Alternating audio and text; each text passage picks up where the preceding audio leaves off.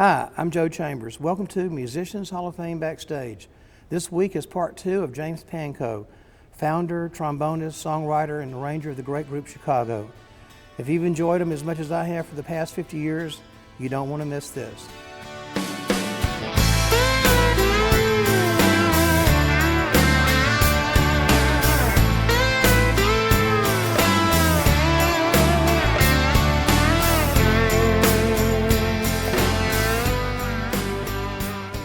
That's when we decided we're going to be us. Screw these clubs. Do we roll the dice and be us and continue to get fired looking for work? Or do we play the game and just do us on the side for our own amusement? So we showed up at the attic. We went on stage with our suits inside out and our hair was long. We let our hair down. And the club owner's at the bar with all his cronies getting his butt kissed. We launch into when I won your love, you were everything to me. How could I be such a fool by Frank Zappa and the Mothers of Invention? And we carved it. And as we're doing this and getting outside with it, the club owner turns and looks at us like he wanted to kill us. He gets up off his bar stool, walks over to the stage. Mind you, the club is packed. He walks right up to the front of the stage and grabs Walt's pants leg. And he's doing this. And what he was saying is, Walt, you're all a bunch of you're fired. Get the hell out of my club. And I'm going, Walt, what did he say? What did he say? Well, I think we're fired. Walt gets on the mic and goes, ladies and gentlemen, we're going to take a 10-minute break. Everybody chill out, relax, have a drink. You know, the more you drink, the better we sound. As he's saying this, Robert Lamb dives off the stage and grabs the club owner by the throat. The club owner grabs him. They're like this, heading across the front of the stage toward the dressing room. The people in the club are looking at this going, what the hell is this? What's going on? Walt goes, we're going to take a 10-minute break. We'll be right back. Hey, everything's cool. We'll be right back. Have a good time. We'll see you in a minute. We get off stage and go in the dressing room, and they're on the floor, literally trying to kill each other. We had to pull them apart. We pulled them apart. I mean, Robert's a big dude. I didn't know that Robert was that bad. Robert's a big guy. And we're all Chicago guys. We know how to take care of ourselves. We grew up that way in the neighborhoods. But Robert's a big man. He's 6'2.5". And, he had the club owner on the floor. Well, the club owner was not, the club owner was fighting for his life too. We separated him and wound up getting kicked out of the club. You'll never work, not only in this club again, but you'll never work anywhere again. You know, Joe, it seems like yesterday. And again, nobody wanted to hear what we had to say. They wanted to hear Top 40. Let's go somewhere where we have a shot at becoming a national act at exposure. So it's either New York or LA.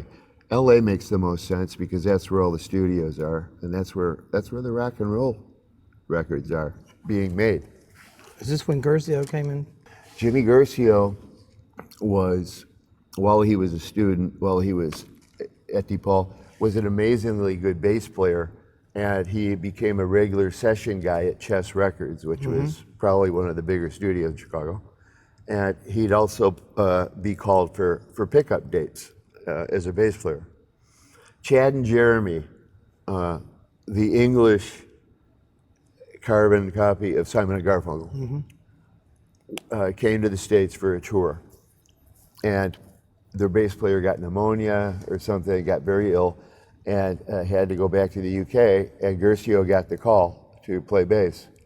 He took the money he earned from that adventure and formed a production company in Los Angeles.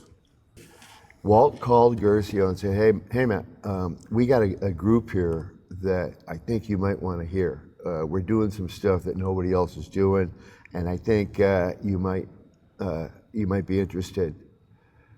He went, okay. So he and his manager flew to Chicago, Shula's Supper Club. Our opening act was a snake lady who had pythons. She was a belly dancer with pythons crawling on her. And Gercio showed up. Well, we're playing the top 40, and if you've seen the movie Blues Brothers, where they're playing, their blues stuff, and then the crowd starts throwing beer bottles, and Gercio shows up, and we start playing our original songs. Well, that happened. They started throwing beers and chicken wings, and the cage came down, just like it did in the movie. It happened for real at this Shula's. Yeah, boo, boo. And it was surreal. But we had to play our stuff. We had to show Gercio what we had, who we were musically. And we survived. And next thing you know, Gercio said, just keep doing what you're doing. And figure in about 6 months, coming to LA, and we'll see if we can get something going, in the LA scene. Basically put all our stuff in U-Haul trailers and drove to LA. Gercio had found a little house under the freeway in Hollywood, and it was a very bohemian neighborhood. There were a lot of musicians in the neighborhood. You could always hear somebody jamming. A regular in the neighborhood was Frank the Dope Man. He'd be just like the milkman. He'd be delivering his stuff, going house to house. And my bedroom had been the dining room, and I had to take the living room drapes and put them over the arch between the living room and the dining room to have some privacy. And then I had to put a nail in the door jamb of the swinging kitchen door coming into the dining room so I'd have a little bit of privacy. Terry's bedroom was one end of the living room, and the wall he made was with custom amplifier cabinets, speaker cabinets, blue vinyl custom cabinets was the wall of his bedroom. There was no lights in the house, lamps in the house to speak of. It was all Christmas lights and aluminum foil. That was the lighting in the house. It was great. And we'd rehearse in the living room of that house. You just said it was great. It was great. Okay, I just wanted to clarify that. Great. I said great. It was great. It was fantastic. It was a musical community, 24/7. We were writing, playing, sitting with each other, creating ideas, parts of songs, lyrics. It was a symposium, a 24/7 musical experience. You were oblivious then to the surroundings. Pardon me? You were oblivious to the surroundings. It was just the camaraderie and the music. Oh yeah, but I think we were all single, 20 years old, a bunch of young single musicians with a common goal, and Gercio had created an opportunity to let this happen. I mean, rather than be annoyed that I slept in a dining room, it was on the contrary. It was amazing because if I got a song idea at 3 a.m, Terry was right outside the curtain. Hey Terry, check this out. And vice versa. The neighbors called the cops more times than I can remember, for disturbing the peace. One time we invited the cops in and they listened, said, "You guys are really good. Hey, just keep it down, would you?" We became the cops' friends because they loved what we were doing. And in the course of this creation, this process, we got invited to be an opening act at the Whiskey A Go-Go. Mm-hmm. Albert King was scheduled to appear at the Whiskey, and they were looking for somebody to open for him. And Gercio's management called the Whiskey, said, "Hey, look, we got this group that's fresh out of Chicago. They're doing some groundbreaking, totally amazing things. They got a horn section, big sound, and they weren't cheap. They're kids. And Elmer at the whiskey said, "Okay, yeah, we'll give them a shot." And we pulled up to the whiskey, and the marquee. We saw the marquee, and it said Albert King, and below it said CTA in small letters. And Walton here goes, "Look, we're on the marquee of the Whiskey a Go-Go. This is awesome!" And we're out there taking pictures of it like little kids. We got a gig in Hollywood. This is awesome. We became the house band at the Whiskey because we sold the joint out. The word of mouth got out, just like it did in the last place in Chicago that I didn't tell you about was called Barnaby's, and that was the one club in the entire Midwest that encouraged original music. That's where we also started calling ourselves CTA at Barnaby's in Chicago. The Whiskey a Go-Go was also a club in LA where if you were a big act performing in Los Angeles at the Forum or Stadium or wherever, if you had a night off, you'd go to the Whiskey to see, hey, what's going on in town? To hear what the latest. And everybody would be in there one time or another. The Stones, the Who, you name it. They'd come in, just check out the local town.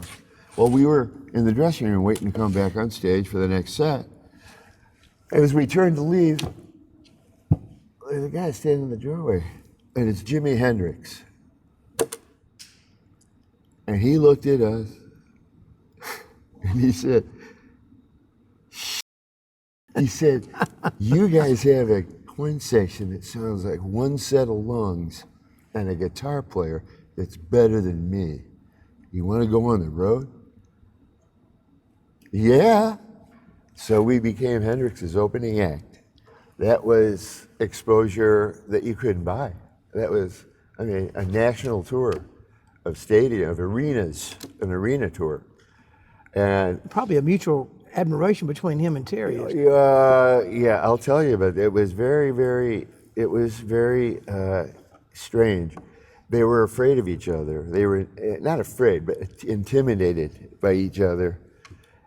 And Jimi was very shy. Terry was rather shy. They both hugely admired each other's playing and recognized each other's gifts, but were afraid to, put it on the table and talk about it because they were uncomfortable for whatever reason. And they treated us like gold on the road. We were four guys who had a room at the Holiday Inn. They'd send the limos, and we'd go to their hotel. They'd be in the presidential suite. And, Eric Barrett, the tour manager, "Hey, what do you want? Room service. Hey, let's have some steaks up here. Come on, some champagne." They treated us like royalty. They were so kind to us. We finally got to the point where Jimi opened up and actually began to talk about doing a record together. Jimi Hendrix in Chicago. Please. And he and Terry began to talk about collaborations.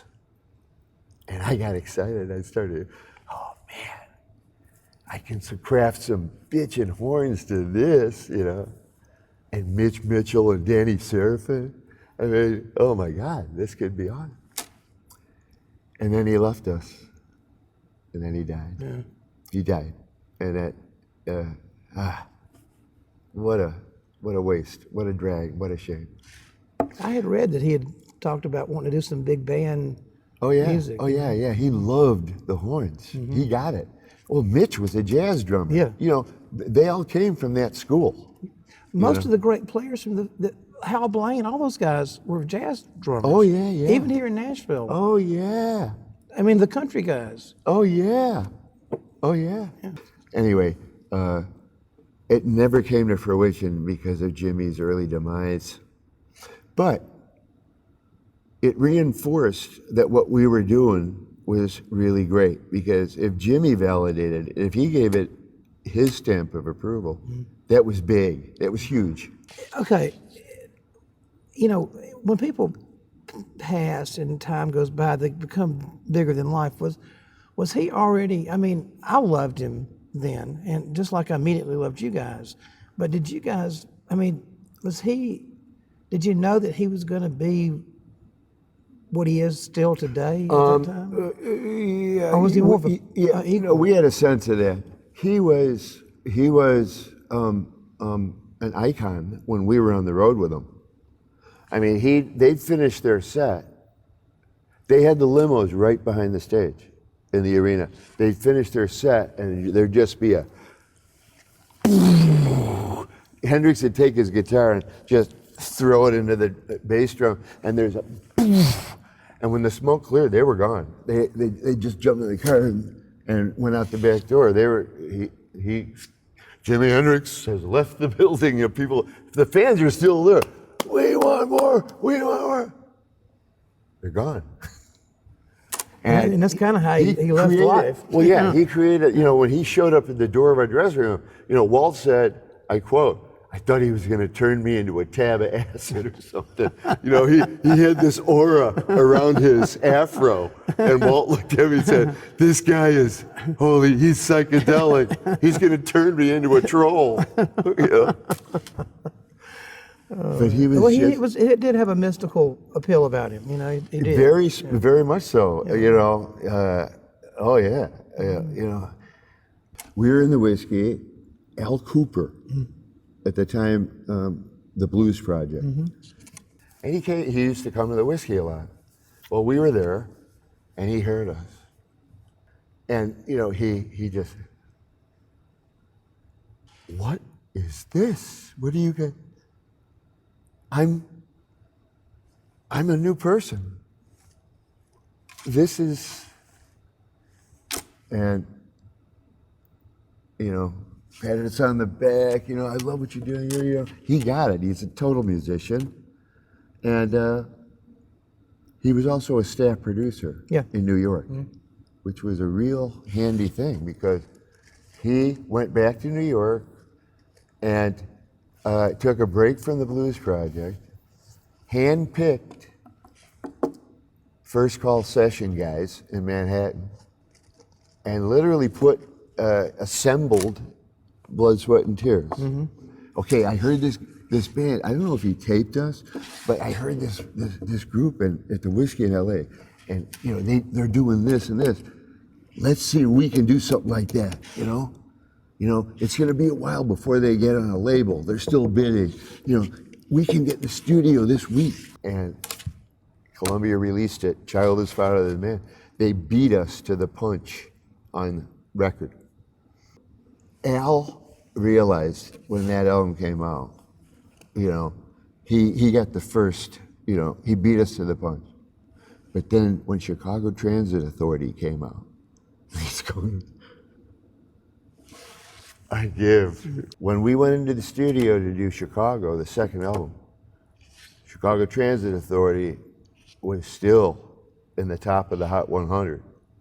A year later, it had not gone anywhere. It was still the top 40. I mean, it was on the charts like 3 years. It just didn't go away. And it was word of mouth because we wouldn't get on radio. We released Question 67, 68, I'm a Man, and Beginnings as singles. Radio wouldn't touch it because they didn't understand it. What's this? I mean, does anybody really know what time it is? It was underground. That's not top 40. We don't even know what this is. Chicago comes out. I'm in the car on my way home. Album's been out for a month, maybe less, a couple of weeks.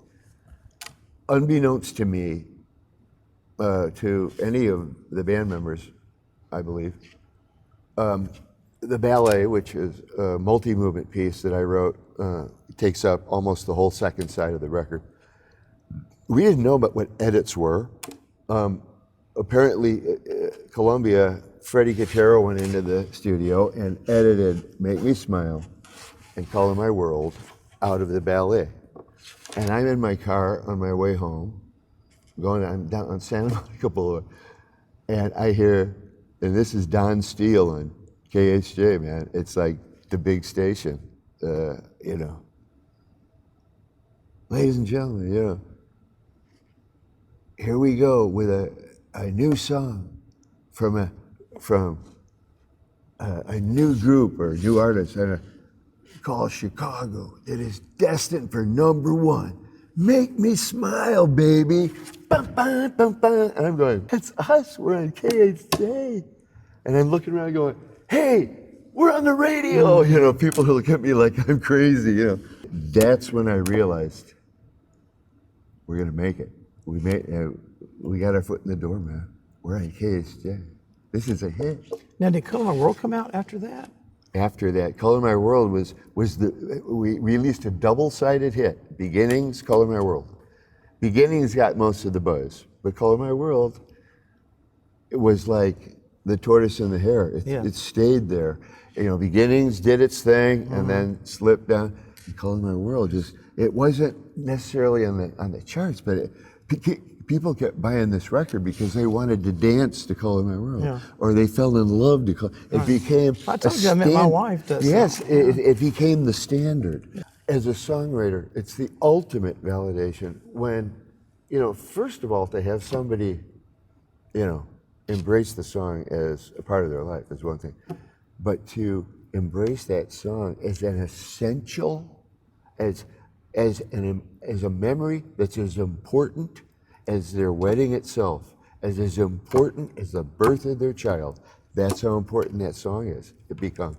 And for you to be told that by someone, can I please hug you? Because that song is everything to our life. That is the ultimate reward for any songwriter. And when you're sitting at that little piano and you're having a personal moment, little do you know that it is going to become that moment. I remember writing it on the road. I was between Holiday Inn beds with a little Wurlitzer electric piano, and I had been listening to Bach. And I was listening to the Brandenburg Concertos, which happened to be really amazing in terms of their structure. And as an arranger, composer, I was fascinated. How did he do that, you know? And I start messing around with arpeggios, you know, on this little keyboard. And I came up with this 12-bar round of major and dominant seventh chords. You know, started in F major and came back to F major. It worked really well. Okay, now what about a melody? Okay, so I started messing with it. Da, da, da, da, da, da, da, da. Simple but flowing. I finished. You know, I sketched out this little melody, and I went to Walt's room, and I woke him up. Walt. Wake up, I need you to play the flute. What? It's 3 a.m. I'm trying to sleep. I said, I know, Walt, I know, I'm so sorry. But I gotta find out if this works. I gotta find out. Please, could you just try it? It's just a 12-bar melody. I need to hear the flute. Okay. So he gets out of bed, puts his flute together and comes over. He plays it, rehearses it. And I said, Walt, is that any good? He said, any good? It's going to make me famous. And he was right. Yep. We'll be right back after this, okay? The Musicians Hall of Fame and Museum has been celebrating the men and women who make the music of our lives since 2006. The Musicians Hall of Fame is the one and only museum in the world that honors the talented musicians who played on the greatest recordings of all time. It's a music city, huh?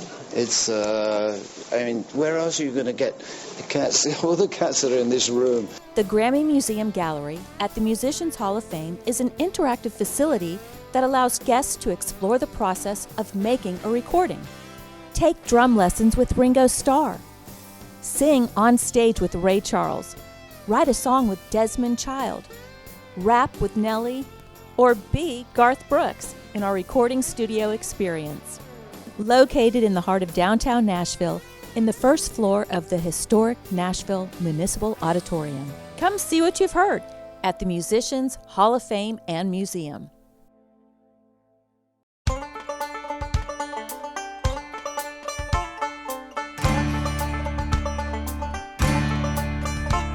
The Cabaret is now open for a new season with shows all the way through 2019.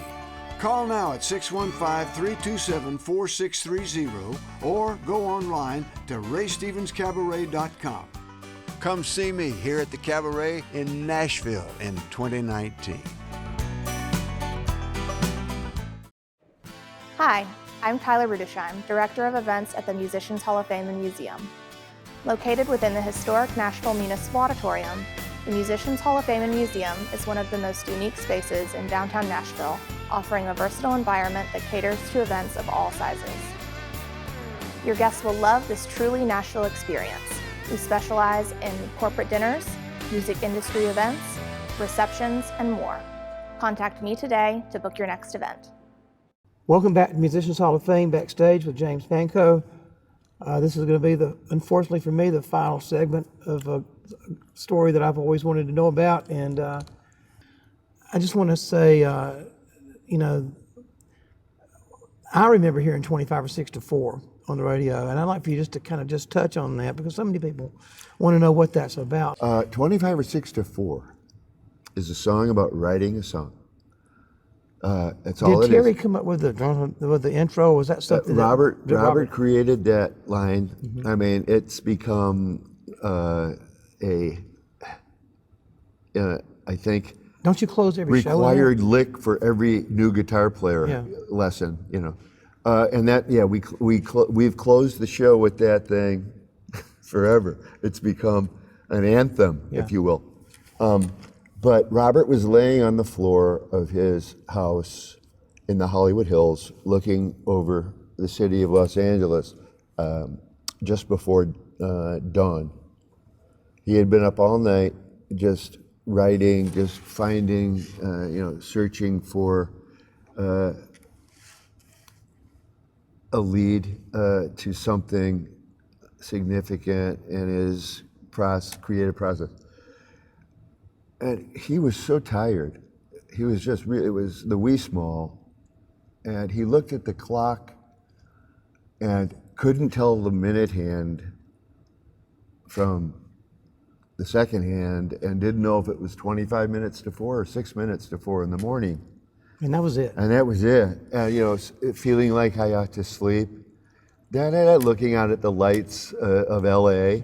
It's a song about how he felt at that time, early in the wee small, writing lyrics. It's a song about writing a song. You know how many people think, I've heard it's like taking do you want to take a hit of acid that lasts from 6 to 4 or 25? Formula for LSD, odds to a horse race, there's been all kinds of. And like most things, it's just that simple. Yeah. People have overthought it all the time. Yeah, it's a song about writing a song, period. Yeah. So James, thank you so much for doing this for me. It's my pleasure. I've been wanting to do it for a long, long time, and I've learned stuff I had no idea. So thank you for taking time. I know you got to hit the road. Well, yeah, I'm busy saddling up for the next tour, but we talked at the Ascend Amphitheater. You know the music, and I couldn't think of anybody I'd rather speak to, and it was an honor to be on your show. Well, thank you so much. And see you next time.